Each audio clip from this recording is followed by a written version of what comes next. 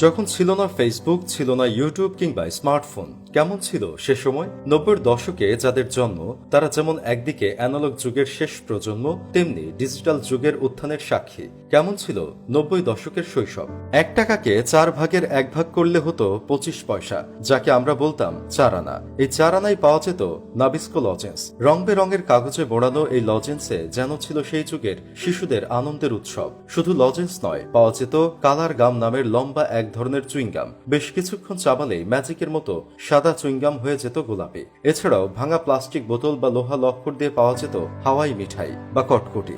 চকলেটের পরে ছিল খেলনা। তখন খেলার জন্য আধুনিক বা দামি কোনো খেলনা ছিল না। বৈশাখী মেলা কিংবা ঈদে ছেলেদের প্রথম পছন্দ ছিল টিনের পিস্তল, আর মেয়েদের মাটির হাড়ি পাতিল। আর কারো কাছে যদি ইয়ো ইয়ো থাকতো তাহলে তো কথাই নেই। প্লাস্টিক টয়ের উপর পাখা লাগাবে এক রকমের হেলিকপ্টার পাওয়া যেত। হাতে ঘষা দিলেই উঠতো সেই হেলিকপ্টার। PUBG, fruit Ninja